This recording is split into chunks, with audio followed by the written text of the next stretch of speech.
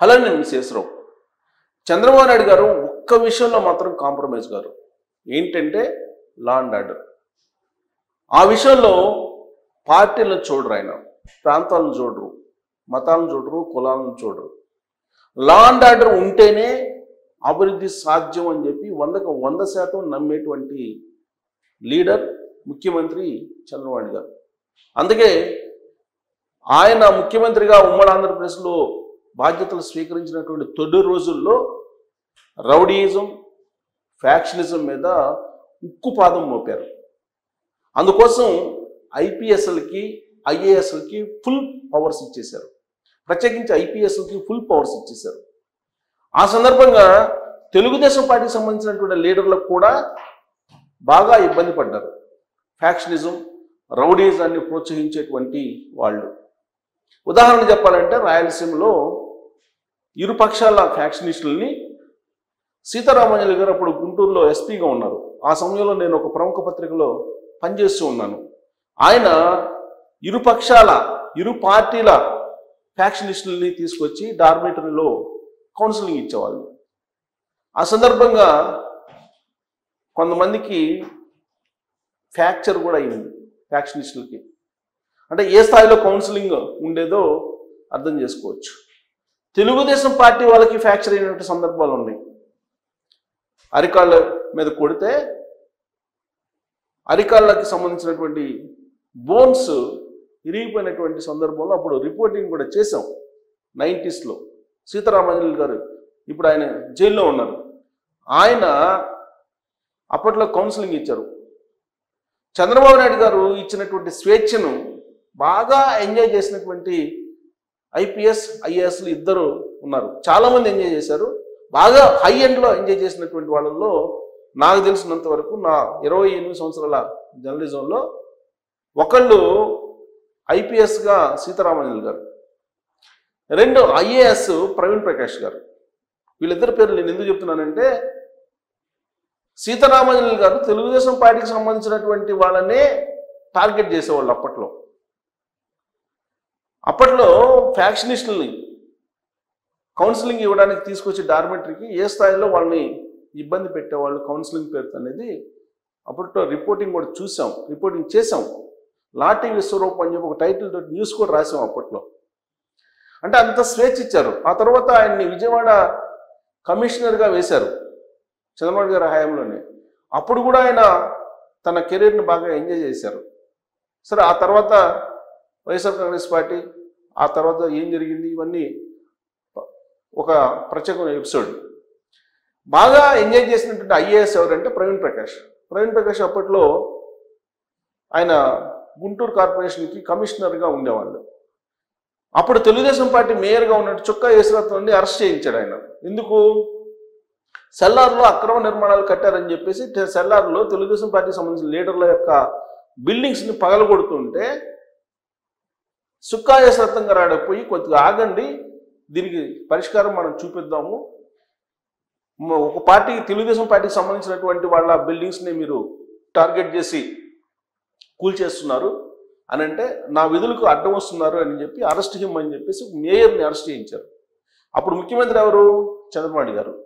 ఇది నేను ఎందుకు చెబుతున్నానంటే చంద్రబాబు నాయుడు గారు ఐఏఎస్, ఐపీఎస్లకి అంత ఇంపార్టెన్స్ ఇస్తారు. కారణం ఏంటంటే అడ్మినిస్ట్రేషన్లో కానీ లా అండ్ ఆర్డర్లో కానీ వాళ్ళే కీలకం. అందుకే ఆయన అంత ఫుల్ పవర్స్ ఇస్తూ ఉంటారు. అది కొంతమంది దుర్వినియోగం చేసినటువంటి వాళ్ళు కూడా ఉన్నారు. ఆ ఉదాహరణ కూడా చెప్తాను. నేను ప్రకాశం జిల్లాలో అదే పత్రికకి నేను అక్కడ ఇన్ఛార్జి చేస్తున్నాను. కొన్ని రోజులు చేశాను అక్కడ, కొన్ని సంవత్సరాల పాటు. అక్కడ చేసినప్పుడు ఒక మంత్రి ఉండేవాళ్ళు అప్పట్లో.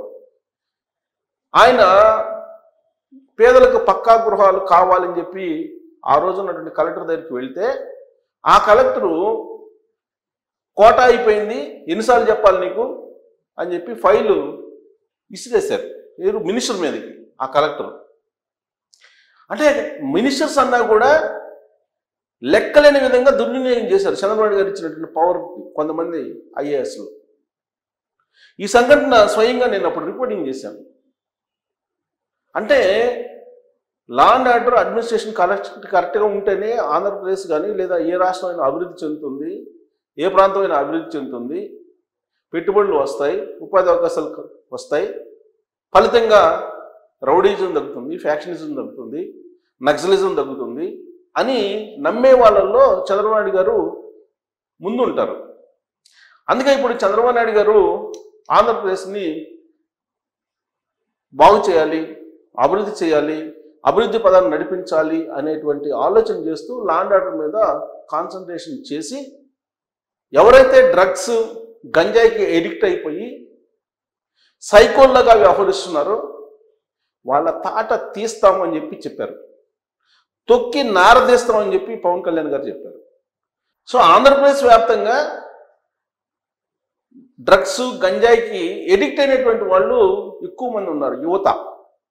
వాళ్ళందరినీ గాడిలో పెడితే తప్ప లా అండ్ ఆర్డర్ కంట్రోల్లో ఉండదు అనేది చంద్రబాబు గారి యొక్క ఆలోచన. అందుకే రౌడీజం చేసేటువంటి వాళ్ళని, జులాయిలుగా తిరిగేటువంటి వాళ్ళని, గాలి బ్యాచ్ని వీళ్ళందరినీ కంట్రోల్ చేయాలి అనేటువంటి ఉద్దేశంతో ఈగిల్ అనేటువంటి ఒక డిపార్ట్మెంట్ని పెట్టారు. దాని ద్వారా డ్రగ్స్ గంజాయికి సంబంధించినటువంటి కదలికలు ఎక్కడైనా ఉంటే ఇమీడియట్గా ఇన్ఫర్మేషన్ ఇస్తే ఈగిల్ ఎంటర్ అయిపోయి వాళ్ళ భరతం పడుతుంది. అందుకే గతంలో 2010 నుంచి 2024 మధ్యలో దాదాపు 1000 ఎకరాల్లో గంజాయి ఆంధ్రప్రదేశ్లో పండించే వాళ్ళు అనేది ఒక రిపోర్టు. అంతేకాదు ఏ స్థాయిలో గంజాయి వెళ్ళిపోయిందంటే గంజాయి నుంచి ఆయిల్ తీసి ఆ ఆయిల్ని ఇతర రాష్ట్రాలకు సప్లై చేసే స్థాయికి అక్కడ గంజాయి ముఠ వెళ్ళిపోయింది. గంజాయి టీం గాలి బ్యాచ్ వెళ్ళిపోయింది. అది వ్యవస్థీకృతం అయిపోయింది. అది పొలిటికల్ లీడర్స్ తోటి, పొలిటికల్ సపోర్ట్ తోటి చేసేటువంటి వాళ్ళు ఎక్కువైపోయారు. మీకు హైదరాబాద్లో గంజాయి లేదా డ్రగ్స్ దొరికినటువంటి వాళ్ళ మూలాలు తీస్తే అక్కడ వైఎస్ఆర్ కాంగ్రెస్ పార్టీకి సంబంధించినటువంటి కొంతమంది లీడర్ల యొక్క ప్రమేయం లేదంటే వాళ్ళకి సంబంధించినటువంటి స్నేహాలు, బంధుత్వాలు బయటపడినటువంటి సందర్భాలు ఉన్నాయి. అందుకే రాజకీయ నాయకుల ప్రోద్బలంతో రౌడీజం చేయాలనుకున్న డ్రగ్స్ గంజాయి లాంటి అసాంఘిక కార్యక్రమాలకు పాల్పడుతుంటే కఠినంగా శిక్షిస్తాము, వదిలిపెట్టేటువంటి ప్రసక్తే లేదని చెప్పి చంద్రబాబు గారు చెప్తున్నారు. సరే, కరెక్ట్గా ఇదే చంద్రబాబు గారి మరో కోణం. 95లో ఆయన ఉమ్మడి ఆంధ్రప్రదేశ్కి ముఖ్యమంత్రి అయ్యారు. ఆ రోజున నక్సలిజం, ఫ్యాక్షనిజం, రౌడీయిజం పెద్ద ఎత్తున ఉండేవి. వీధికి ఒక రౌడీ ఉండేవాళ్ళు. నాకు తెలుసు స్వయంగా ఏబిసి కేటగిరీల కింద వాళ్ళని డివైడ్ చేసి వాళ్ళ మీద బైండ్ ఓవర్ కేసులు పెట్టి కొంతమంది ఎన్కౌంటర్లు కూడా చేసేసి లా అండ్ ఆర్డర్ కంట్రోల్ చేయగలిగారు. వినాయక చవితి నిమజ్జనం జరుగుతుందంటే హైదరాబాద్లో మత కల్లోలాలు ఉండేవి. చంద్రబాబు గారు ముఖ్యమంత్రి అయిన తర్వాత ఆ మత కల్లోలాలన్నీ సమసిపోయాయి. అసరుద్దీన్ ఓవైసీ లాంటి అతన్నే పోలీస్ స్టేషన్ వేసి కంట్రోల్ చేశారు. సో అంత కఠినంగా వ్యవహరిస్తారు. అందుకే ఈ మధ్యకాలంలో చంద్రబాబు నాయుడు గారు మరో కోణం చూస్తారు.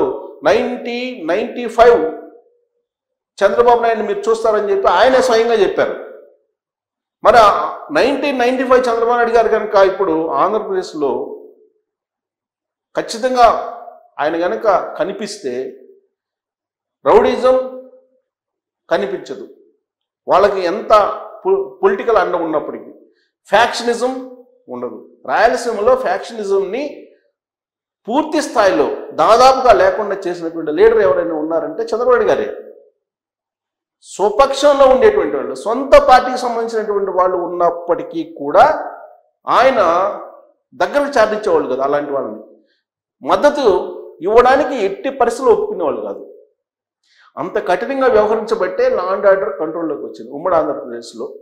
ఇప్పుడు గ్రామ స్థాయికి పాతుకుపోయింది ఆంధ్రప్రదేశ్లో డ్రగ్స్ కల్చర్, అలాగే గంజాయి కల్చర్, అలాగే దోపిడీలు, దొంగతనాలు, మానభంగాలు, అత్యాచారాలు చేస్తూ ఉన్నారు.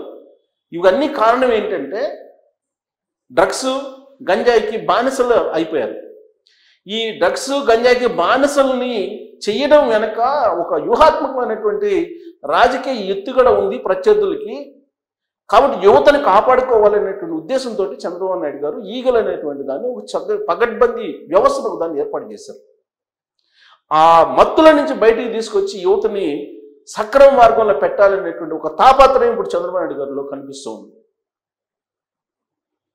అది కనుక జరగకపోతే చంద్రబాబు నాయుడు గారు ఎంత అభివృద్ధి చేసినా కానీ యువత ఆ బానిసలుగా మత్తుకి అయిపోయే అవకాశం ఉంది. డ్రగ్స్ అలాగే గంజాయి ఈజీ మనీకి అలవాటు పడ్డారు. నేను ఇంతగా ఎందుకు చెప్తున్నానంటే నేనేదో చంద్రబాబు నాయుడు గారిని ఆకాశానికి ఎత్తేయటమో లేదంటే లేని ఉన్నట్టు చెప్పడం ప్రయత్నం కాదు నాది. నేను ఒక మారుమూల గ్రామానికి వెళ్ళాను 2024 ఎన్నికలకు ముందు. యాక్చువల్గా మాకు అక్కడ అగ్రికల్చర్ ల్యాండ్స్ ఉన్నాయి.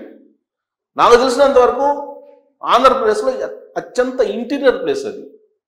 అక్కడ మా పొలంలో పనిచేసేటువంటి ఒక కూలీ డ్రగ్స్కి అలవాటు పడి డ్రగ్స్ అమ్మడానికి ఆయన అలవాటు పడిపోయాడు. దానికి సపోర్ట్ ఎవరు? వైఎస్ఆర్ కాంగ్రెస్ పార్టీ వాళ్ళు. నేను ఐడెంటిఫై చేసి కౌన్సిలింగ్ ఇస్తే అన్న ఇది ఒక్కసారి వదిలిపెట్టారన్నా తప్పు అయిపోయిందని చెప్పారు.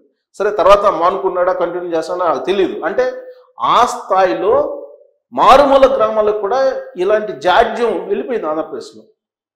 దాన్ని రూపుమాపకపోతే ఎన్ని ఆర్టిఫిషియల్ ఇంటెలిజెన్స్ వచ్చినా, ఎంత క్వాంటమ్ కంప్యూటింగ్ వచ్చినా, ఎంత జీనోమ్ వచ్చినా, అమరావతి నిర్మాణం జరిగినా, పోలవరం పూర్తిస్థాయిలో నిర్మాణం జరిగినా, అన్ని రకాల ఇన్ఫ్రాస్ట్రక్చర్ ఏర్పడినా, విమానాశ్రయాలు వచ్చినా, అలాగే ఓడరేవులు వచ్చినా,